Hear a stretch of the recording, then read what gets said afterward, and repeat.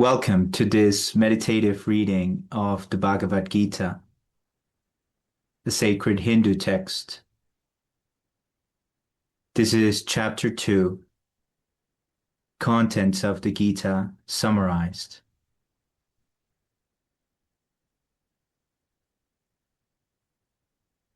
Sanjaya said, seeing Arjuna full of compassion, his mind depressed, his eyes full of tears, Madhusudana, Krishna, spoke the following words. The Supreme Personality of Godhead said, My dear Arjuna, how have these impurities come upon you? They are not at all befitting a man who knows the value of life. They lead not to higher planets, but to infamy.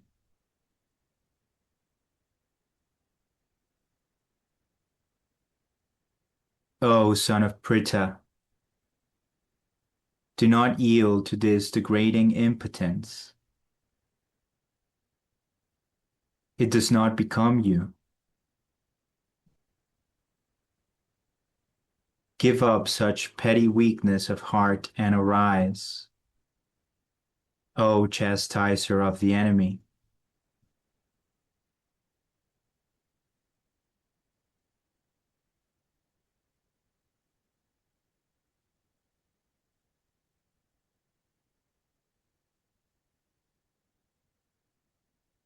Arjuna said, O killer of enemies, O killer of Madhu,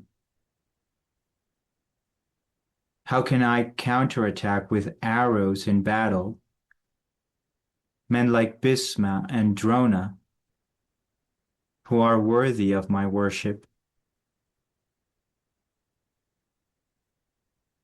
It would be better to live in this world by begging than to live at the cost of the lives of great souls who are my teachers.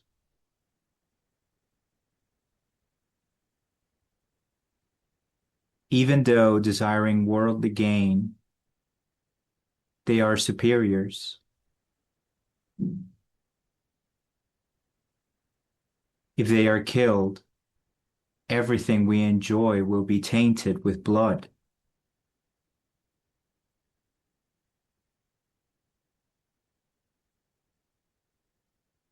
Nor do we know which is better, conquering them or being conquered by them.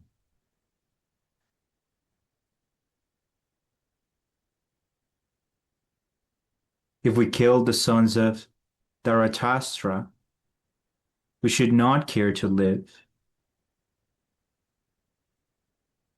Yet they are now standing before us on the battlefield.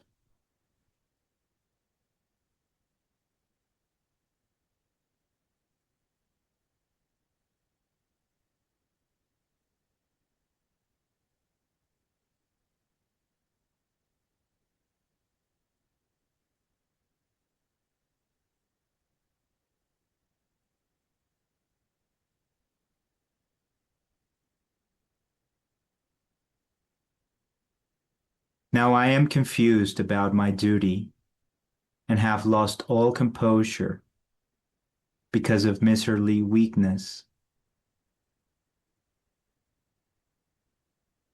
In this condition, I am asking you to tell me for certain what is best for me. Now I am your disciple and a soul surrendered unto you.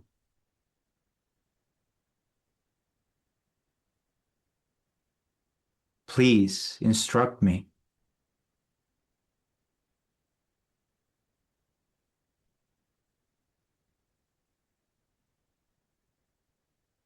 I can find no means to drive away this grief which is drying up my senses. I will not be able to dispel it, even if I win a prosperous, unrivaled kingdom on earth, with sovereignty like the demigods in heaven.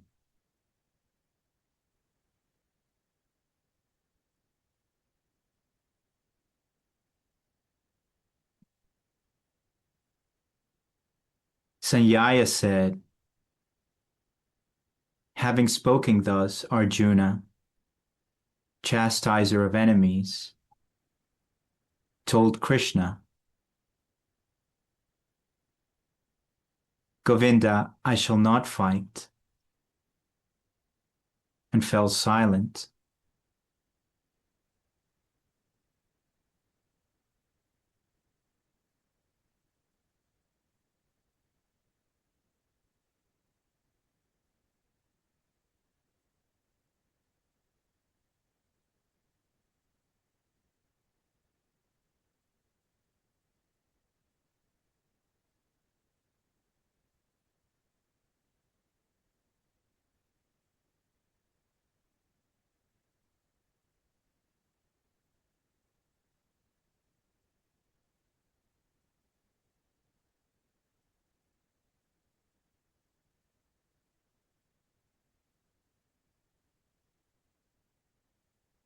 O descendant of Bharata!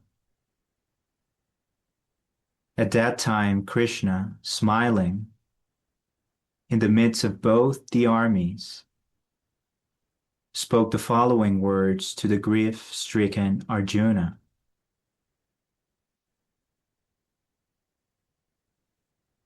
The Supreme Personality of Godhead said, while speaking learned words, you are mourning for what is not worthy of grief.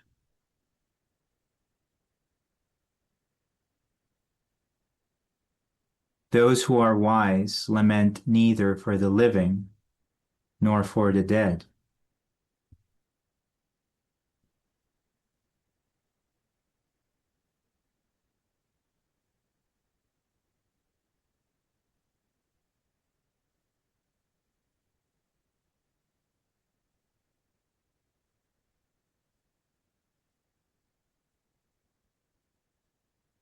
Never was there a time when I did not exist, nor you, nor all these kings, nor in the future shall any of us cease to be.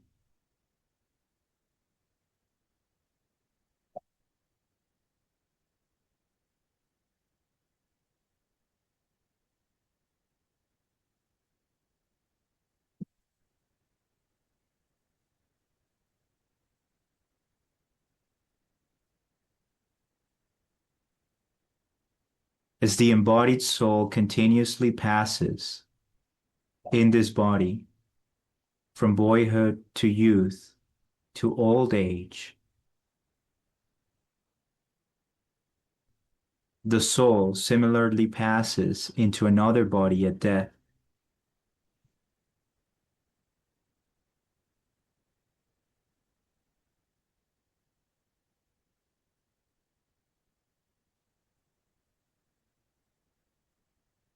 A sober person is not bewildered by such a change.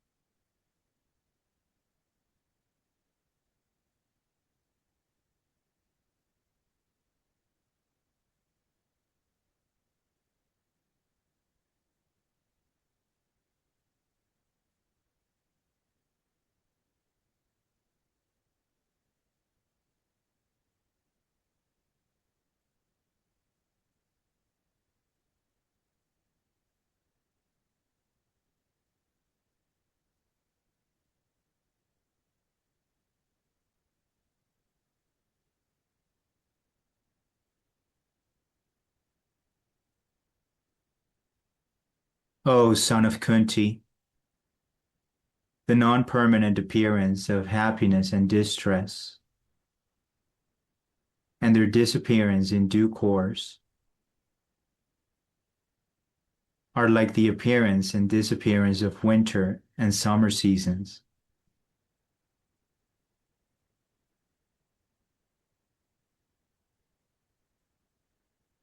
They arise from sense perception, O scion of Bharata, and one must learn to tolerate them without being disturbed.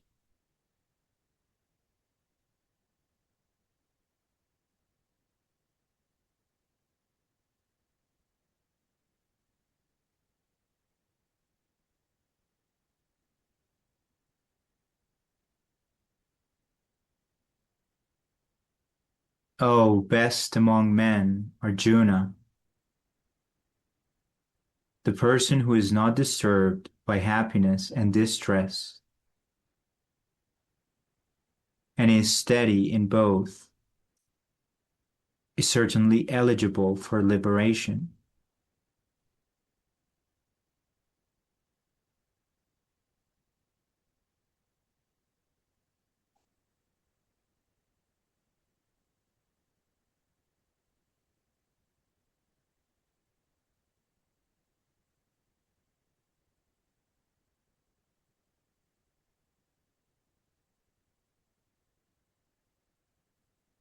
Those who are seers of the truth have concluded that of the non-existent, the material body, there is no endurance,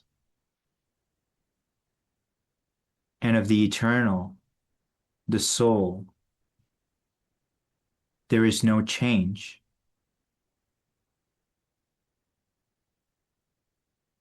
This they have concluded by studying the nature of both.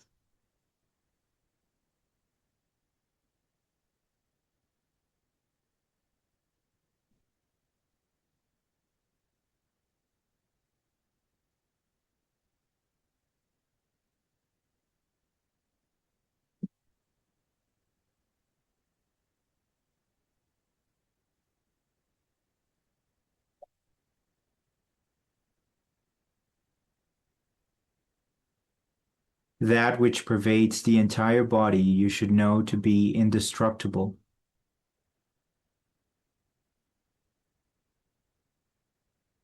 No one is able to destroy that imperishable soul.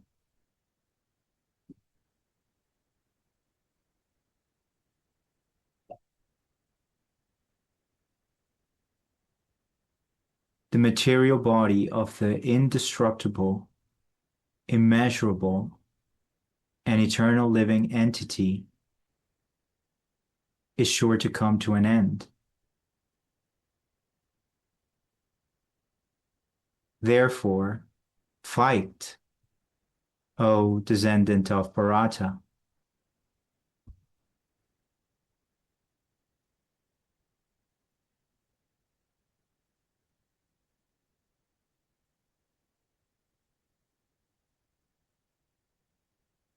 Neither he who thinks the living entity the slayer, nor he who thinks it is slain, is in knowledge. For the self slays not, nor is slain.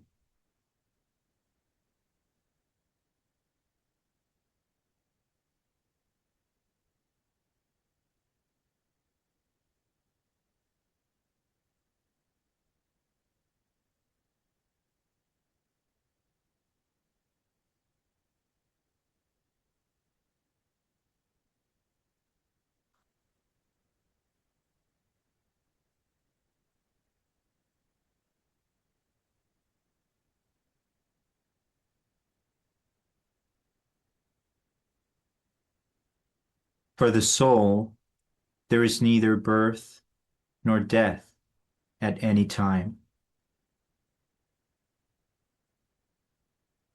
He has not come into being, does not come into being, and will not come into being.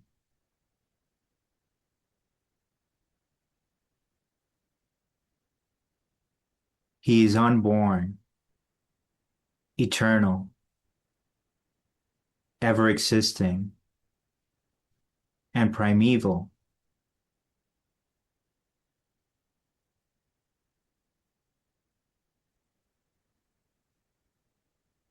He is not slain when the body is slain.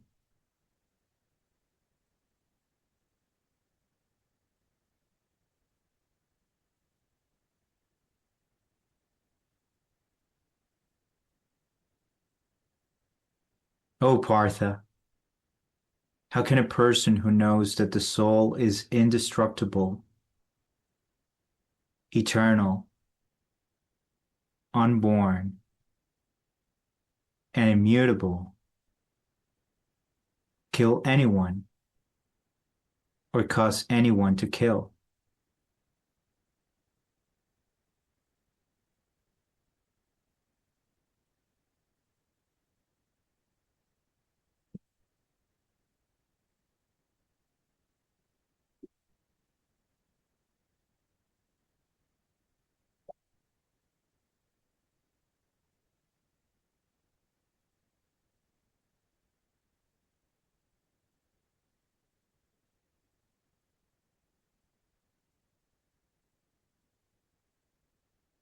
As a person puts on new garments, giving up old ones,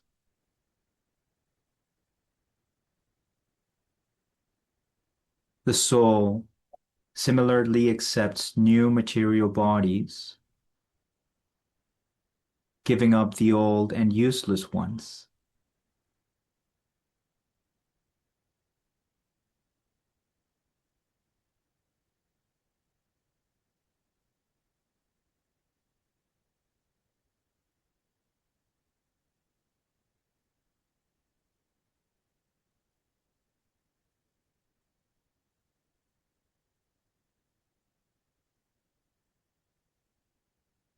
The soul can never be cut to pieces by any weapon, nor burned by fire, nor moistened by water, nor withered by the wind.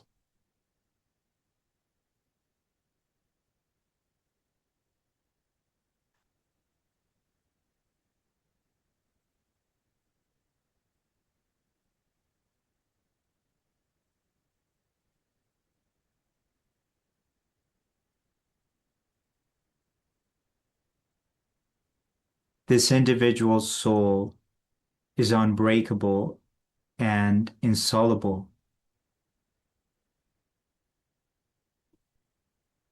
and can be neither burned nor dried.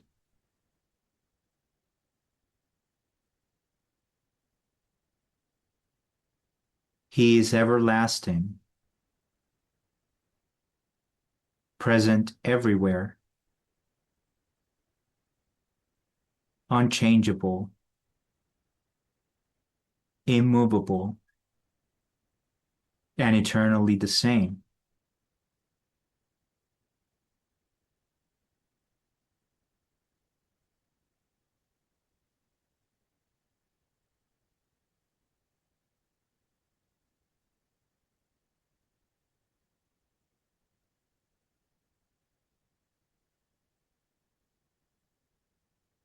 It is said that the soul is invincible, inconceivable, and immutable. Knowing this, you should not grieve for the body.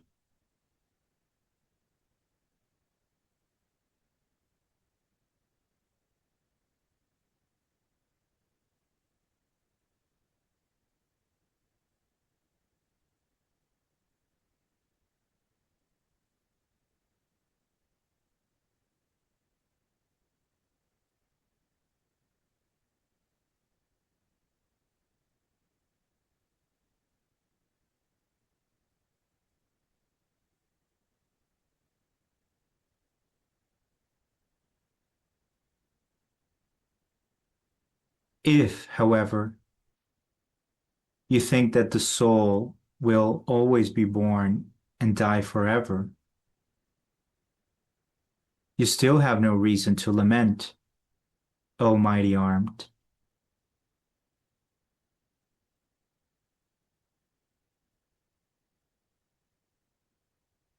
One who has taken his birth is sure to die, and after death, one is sure to take birth again.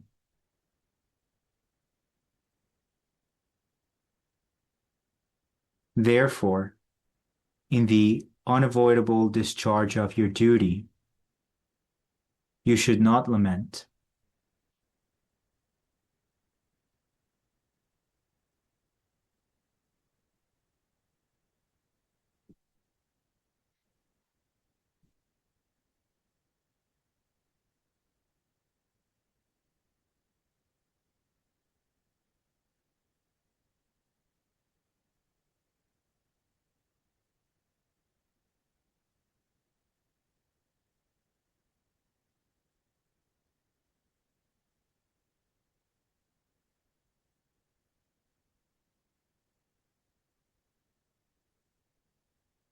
All created beings are unmanifest in their beginning,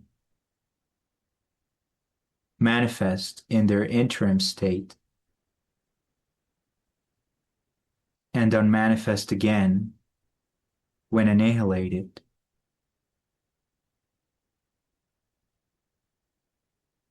So what need is there for lamentation?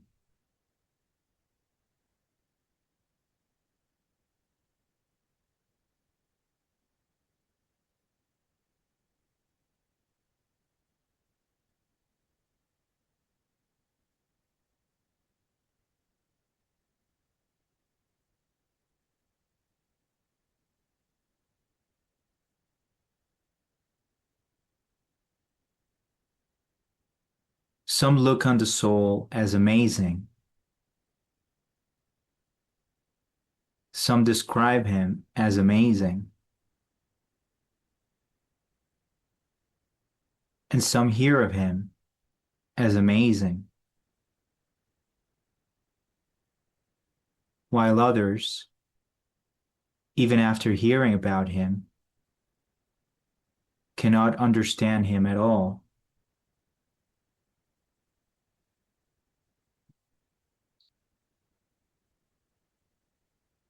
O descendant of Bharata, he who dwells in the body can never be slain. Therefore you need not grieve for any living being.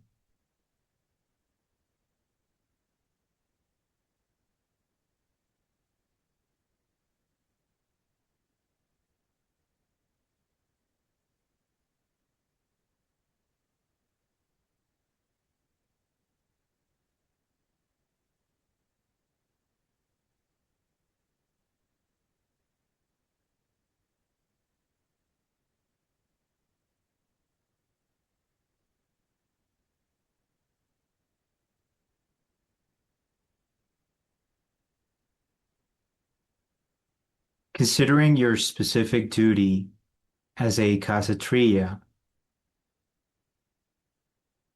you should know that there is no better engagement for you than fighting on religious principles. And so there is no need for hesitation.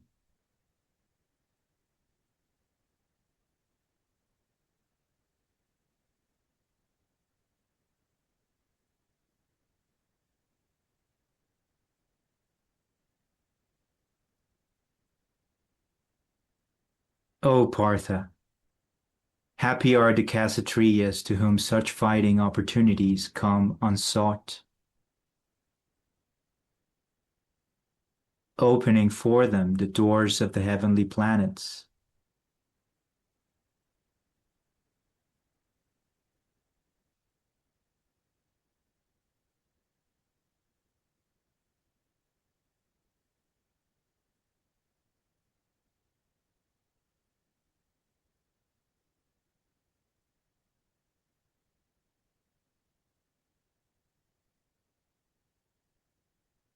If, however, you do not perform your religious duty of fighting,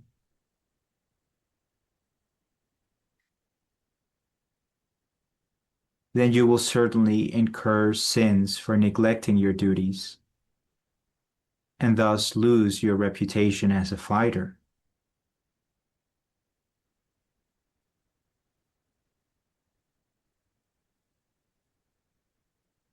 People will always speak of your infamy, and for a respectable person, dishonor is worse than death.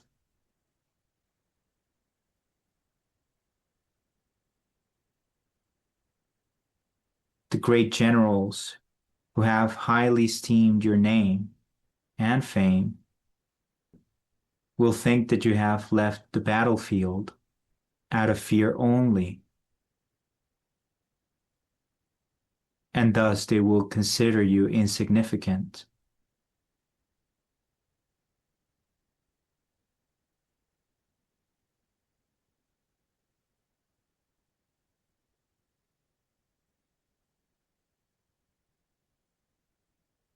Your enemies will describe you in many unkind words and scorn your ability. What could be more painful for you?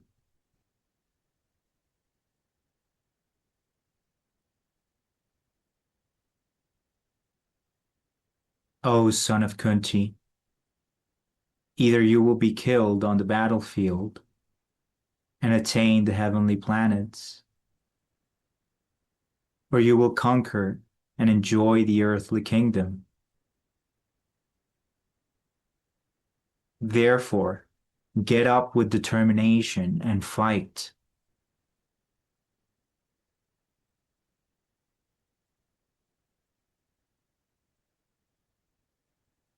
Do thou fight for the sake of fighting, without considering happiness or distress, loss or gain, victory or defeat. And by so doing you shall never incur sin.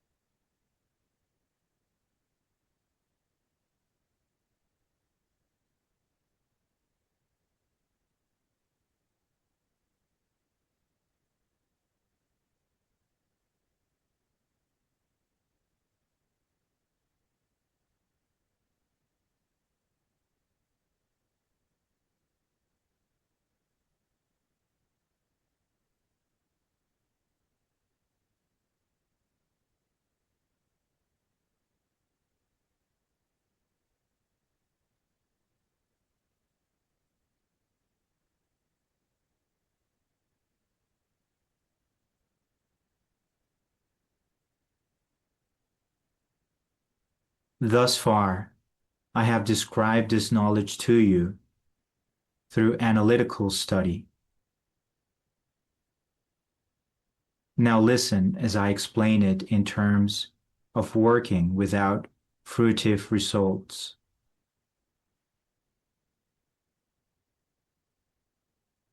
O son of Pritha, when you act in such knowledge, you can free yourself from the bondage of works.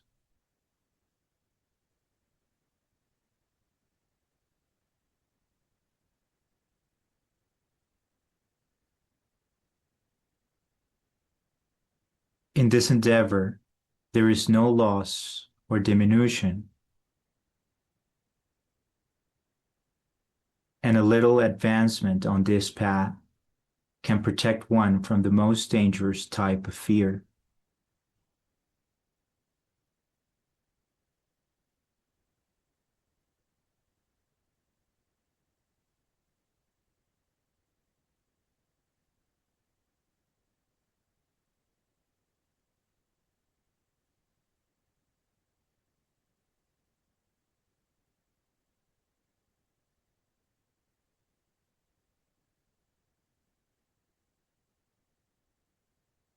Those who are on this path are resolute in purpose, and their aim is one.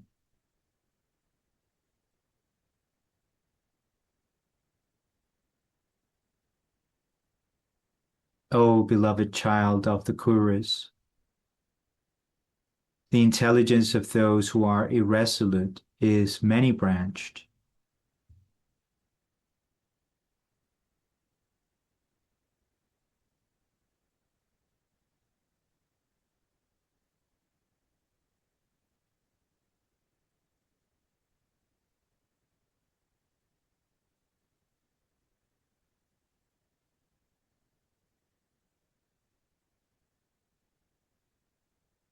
Men of small knowledge are very much attached to the flowery words of the Vedas, which recommend various fruitive activities for elevation to heavenly planets, resultant good birth, power, and so forth.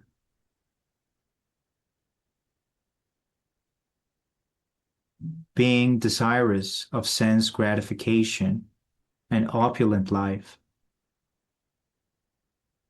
they say that there is nothing more than this.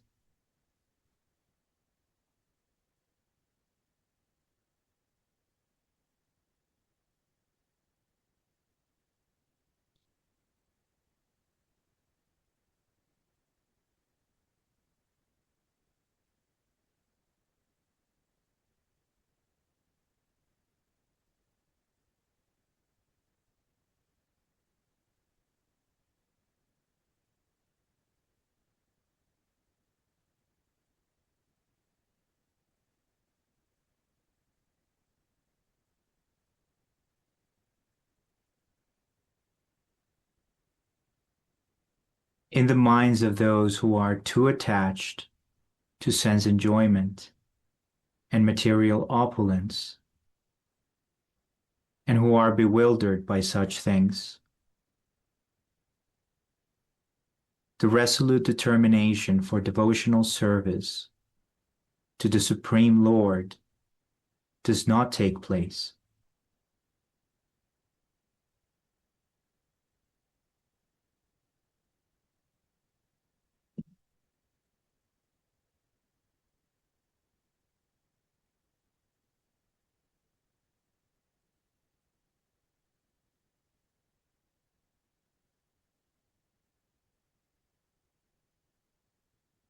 The Vedas deal mainly with the subject of the three modes of material nature.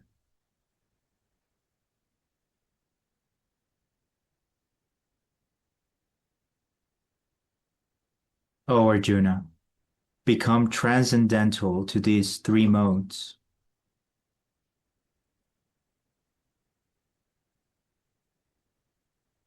Be free from all dualities and from all anxieties for gain and safety,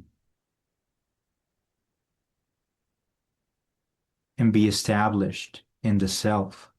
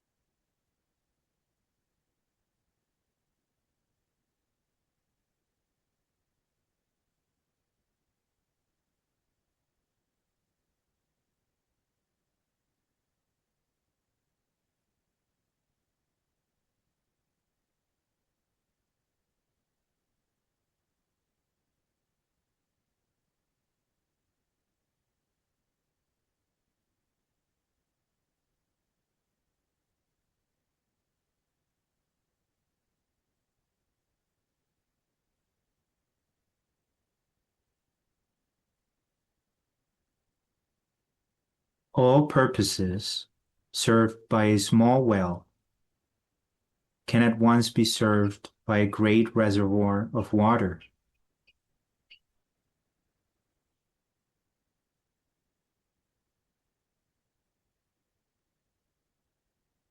Similarly, all the purposes of the Vedas can be served to one who knows the purpose behind them.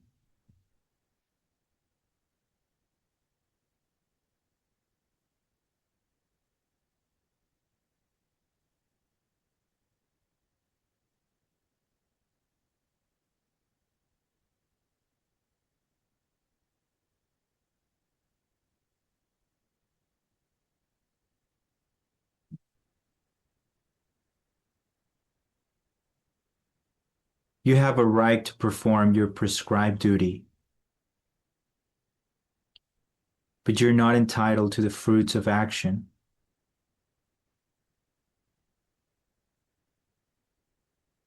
Never consider yourself the cause of the results of your activities,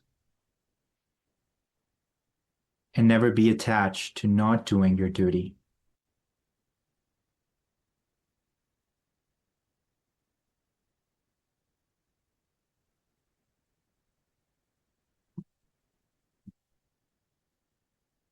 Perform your duty equipoised, O Arjuna, abandoning all attachment to success or failure.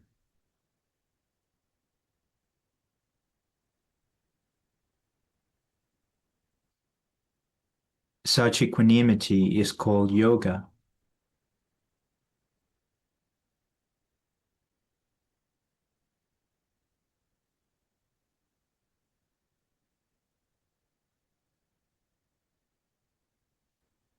O Dhananyaya, keep all abominable activities far distanced by devotional service.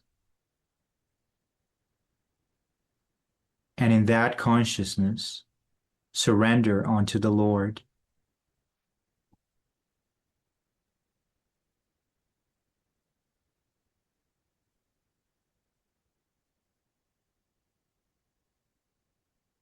Those who want to enjoy the fruits of their work are misers.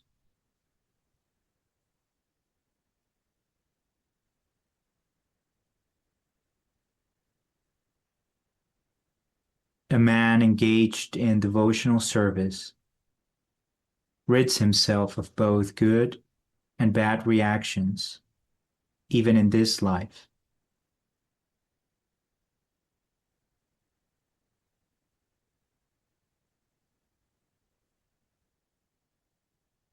Therefore, strive for yoga, which is the art of all work.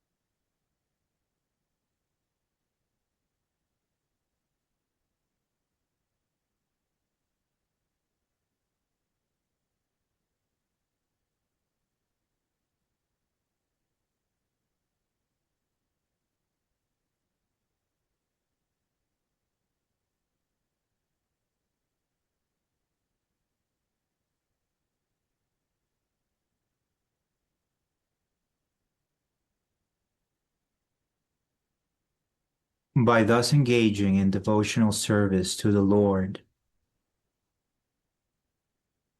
great sages or devotees free themselves from the results of work in the material world.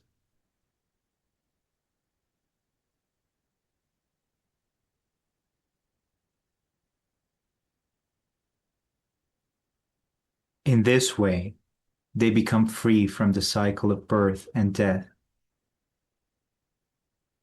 and attain the state beyond all miseries by going back to Godhead.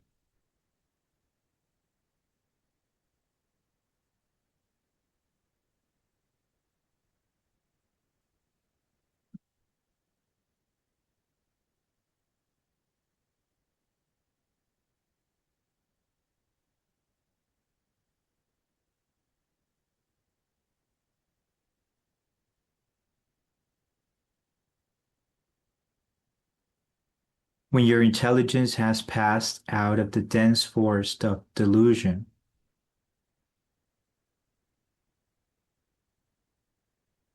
you shall become indifferent to all that has been heard and all that is to be heard.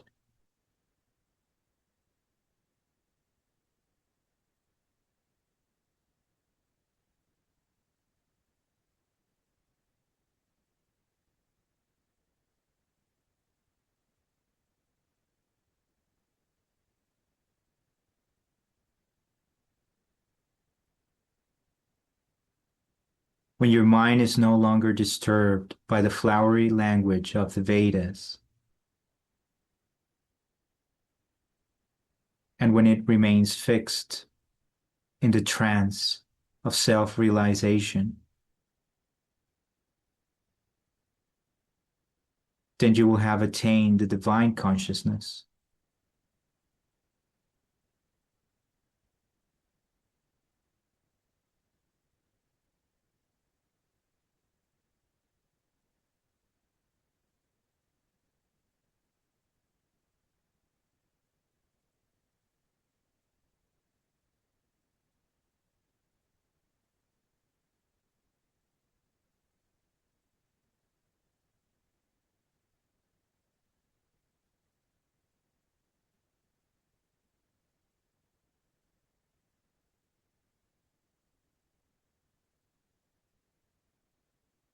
Arjuna said, "O Krishna, what are the symptoms of one whose consciousness is thus merged in transcendence?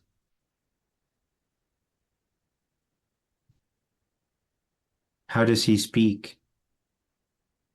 And what is his language? How does he sit? And how does he walk?"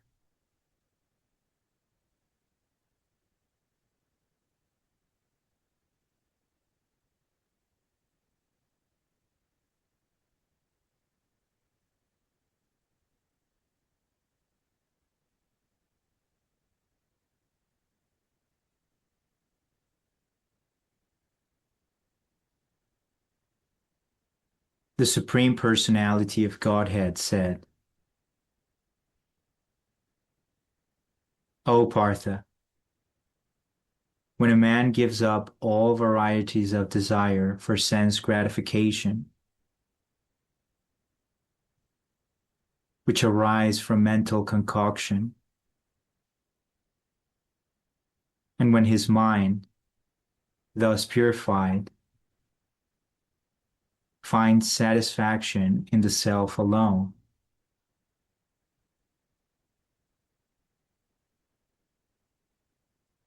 then he is said to be in pure transcendental consciousness."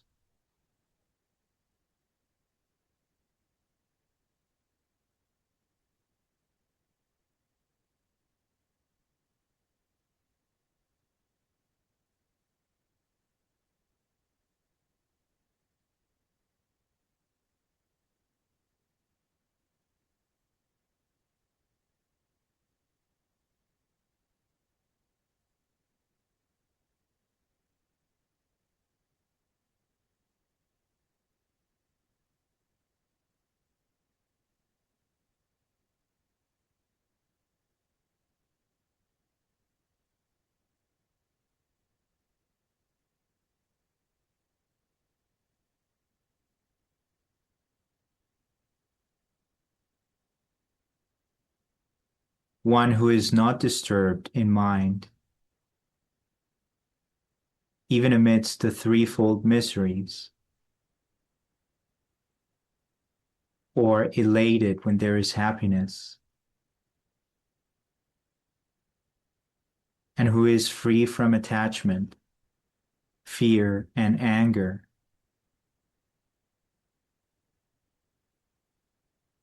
is called a sage of steady mind.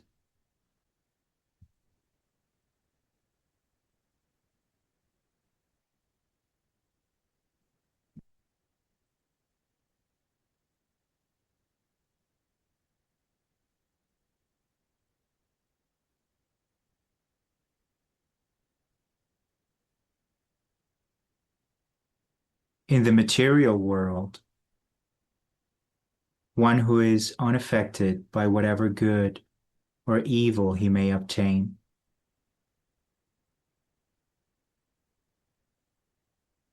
neither praising it nor despising it,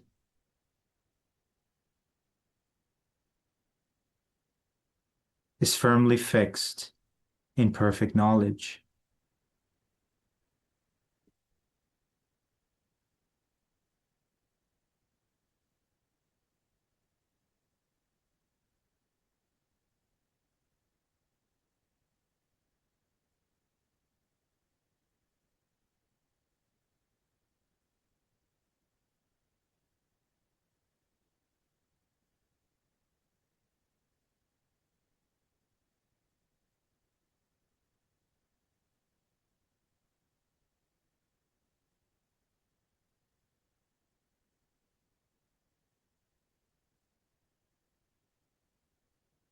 One who is able to withdraw his senses from sense objects,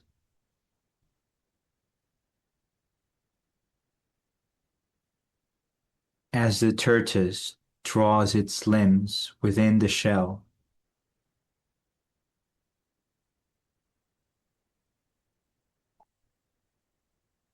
is firmly fixed in perfect consciousness.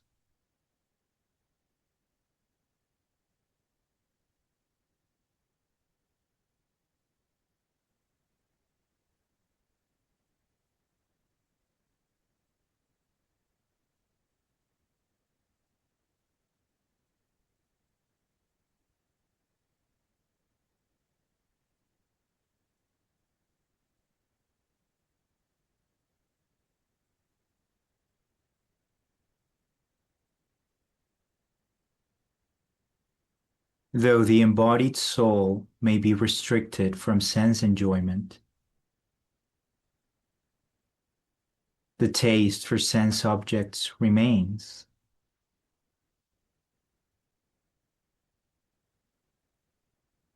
But ceasing such engagements by experiencing a higher taste, he is fixed in consciousness.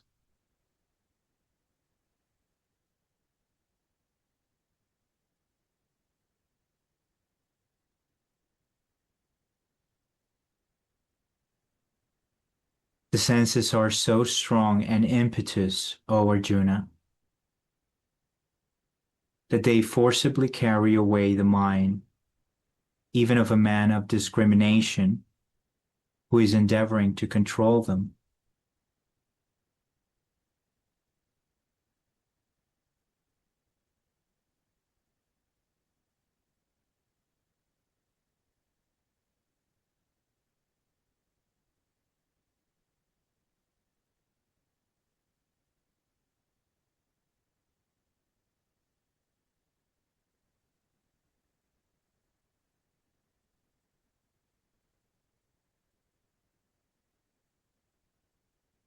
One who restrains his senses, keeping them under full control, and fixes his consciousness upon me, is known as a man of steady intelligence.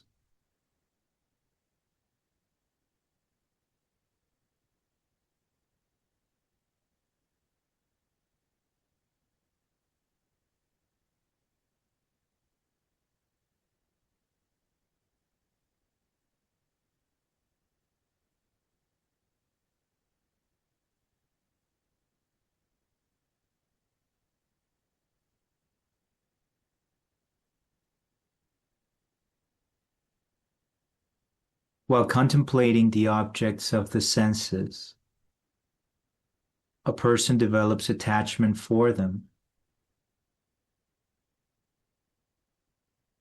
and from such attachment, lust develops.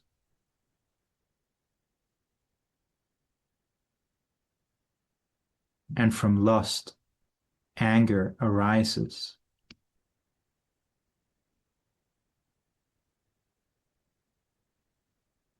From anger, complete delusion arises. And from delusion, bewilderment of memory.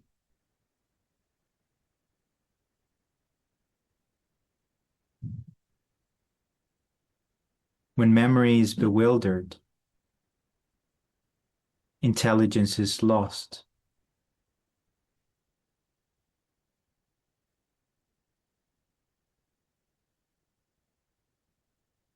And when intelligence is lost, one falls down again into the material pool.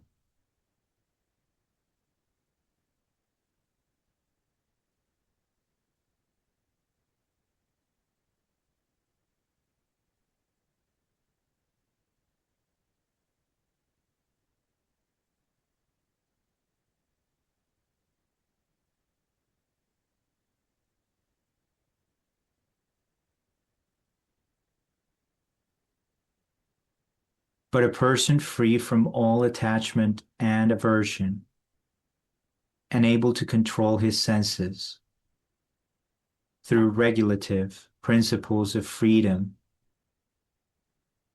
can obtain the complete mercy of the Lord.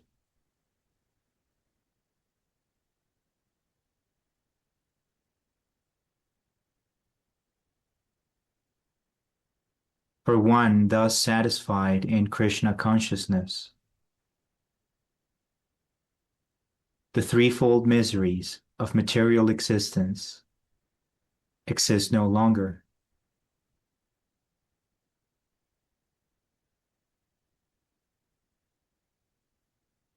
In such satisfied consciousness, one's intelligence is soon well established.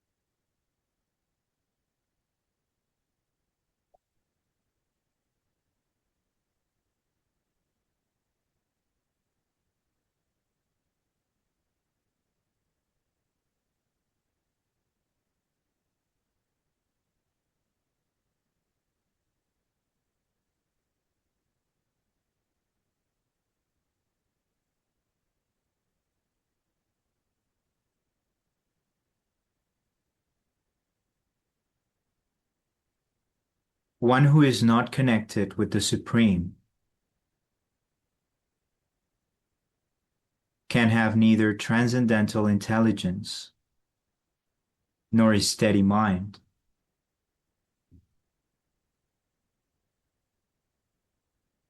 Without which there is no possibility of peace.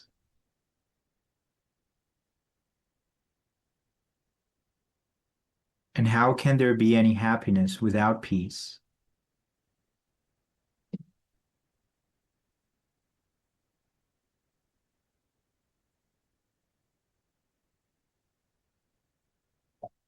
As a strong wind sweeps away a boat on the water. Even one of the roaming senses on which the mind focuses can carry away a man's intelligence.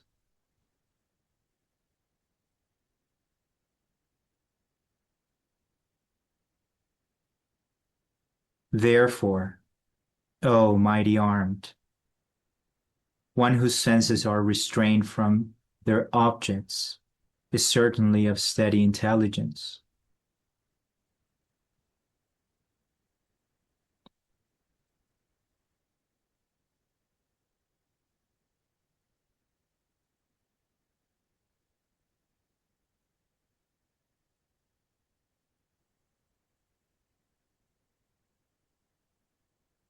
What is night for all beings is a time of awakening for the self-controlled.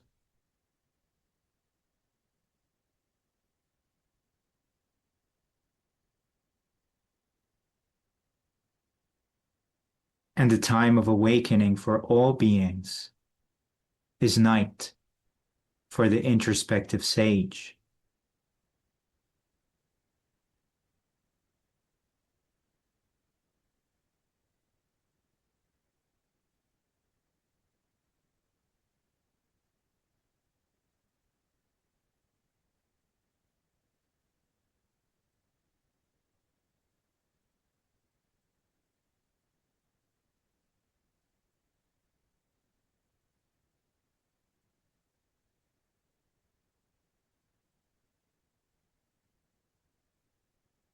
A person who is not disturbed by the incessant flow of desires that enter like rivers into the ocean, which is ever being filled but is always still, can alone achieve peace, and not the man who strives to satisfy such desires.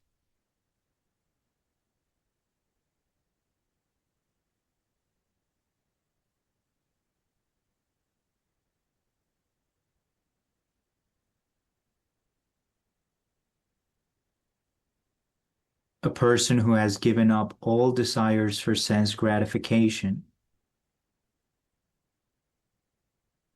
who lives free from desires, who has given up all sense of proprietorship and is devoid of false ego, he alone can attain real peace.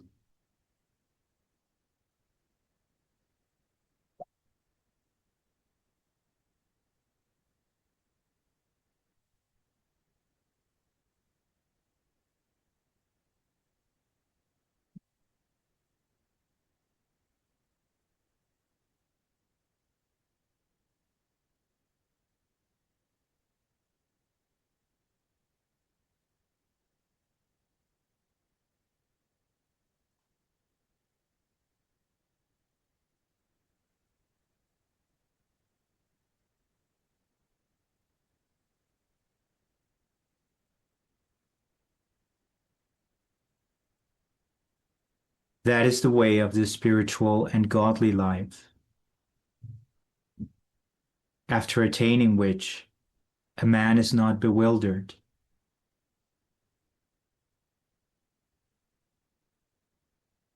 If one is thus situated, even at the hour of death, one can enter into the kingdom of God.